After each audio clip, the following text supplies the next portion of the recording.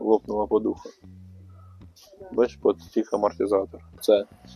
Це невчасна діагностика ходової. Треба вчасно заїжджати на діагностику ходової, тоді не буде таких питань. Стук на ямах у нас може бути не тільки амортизатор, витікший амортизатор, а може бути... Що ти кривишся? Блядь. Сука, затупив. Кому там, блядь, смішно, блядь? Давай, ось о!